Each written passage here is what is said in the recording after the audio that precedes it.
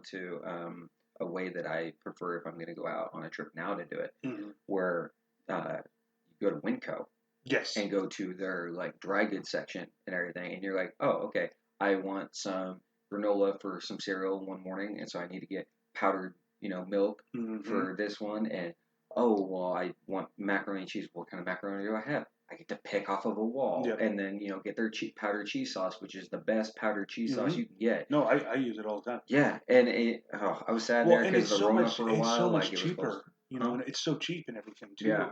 When I used to hike with my dad, when we would go out hiking, he would do the Mountain House freeze dried food.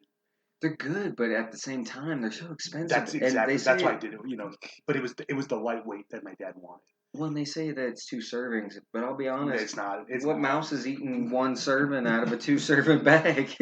But yeah, it was my dad did it for the weight, and it was so funny was because it was like. Yeah, I never brought a bag of rice or anything when I was like, it was all, I'd have like 4 or 5 bags of Mountain House, and Yeah. I'd do the bagels and peanut butter for lunch, but that was like how we did it. And it was and you'd always make sure it was the ones where you just boiled the hot water and poured it in. It wasn't like no other cooking, just, Yeah. So, but I love that way too. At Winco, they make it so easier.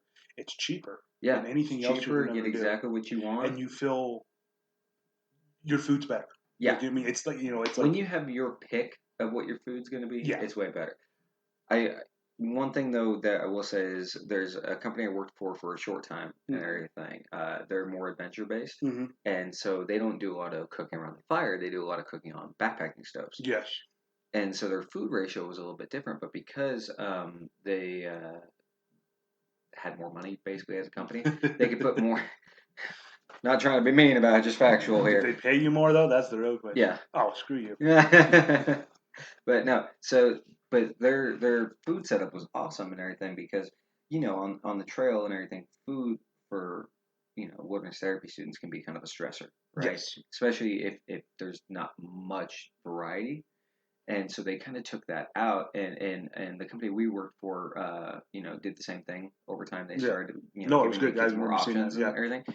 But this company, like, they would come in and you could, so they'd ask you like, what do you want out of all of this? What do you want out of all this? What do you want out of all this? And it was even down to like veggies. Like if you wanted to haul onions out, so you could chop up onions and put them in rice with a little bit of like soy sauce and like some beef flakes, like go for it. Like that was a thing. Do you want fresh fruit? You want apples? You want oranges? What do you want? Like, and that's something that Jack and I used to talk about all the time. Was like, for lack of a better term, how orgasmic after you've been out for 7 days, that very last morning when you finally crack in to that orange.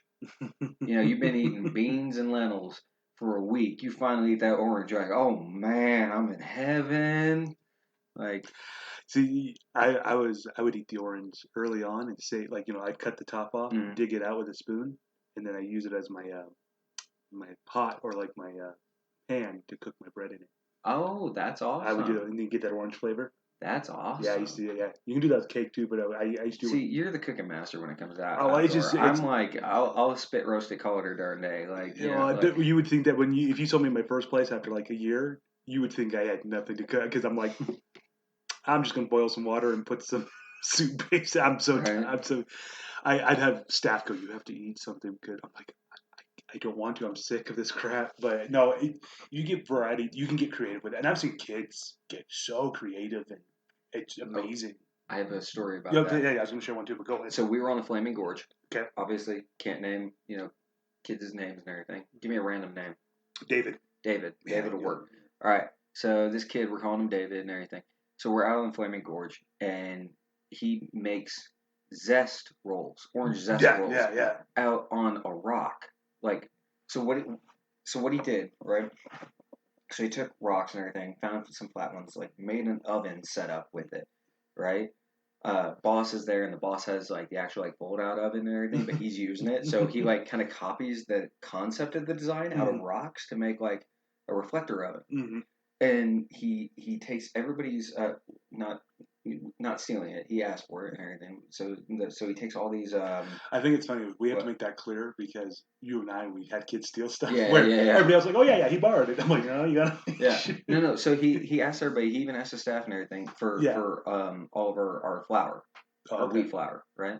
So he takes the wheat flour and everything, which is already really fine, he sits there with rocks and grinds it up even more. Wow. So like it's like that's intense. Yeah, that's like so he grinds it up even more and everything. This kid, by the way, he is now he's graduated culinary school. He's a chef now. That's awesome. So yeah, he's doing amazing. But so anyway, so he goes and he grinds it up even further. I mean, the finest dust you can possibly think of. Yeah. And then he's been saving orange peels for like a week. So they're not quite hard, but they're almost hard and everything. But was he putting toothpaste on? Huh? Was he putting toothpaste on? Okay. No. He had them in a plastic baggie. Okay. And so then he took that and he asked for the group knife and everything. He uses the back of the knife and he like shaves off the zest. Smart kid. Yeah. But he does it when it's all dry still. Mm-hmm. That's why he ground it up so fine and everything, so that way the zest really gets in between like the different like kernels on like the powder and everything. And then added water and honey together and everything, and to make the dough. Laid it out and everything, cut it, rolled them and everything, and then put them in his little oven that he and baked them that way. That's awesome. Yeah. And so it come out and everything. He's like, "Does anybody want any orange rolls?" I'm like, "What?" And I had one. I kid you not. I'm like, my mother-in-law can do it better, but she has a full kitchen at her disposal. I don't know how you did that. Howdy, y'all. Coyote here. If you enjoyed the clip you just heard, you can listen to the whole episode on Spotify, Apple, Pandora, or anywhere else you like to listen to your podcast on. And if you really like the clip you just heard, please consider giving us a like or click the subscribe button so you don't miss out on new episodes coming at you every week.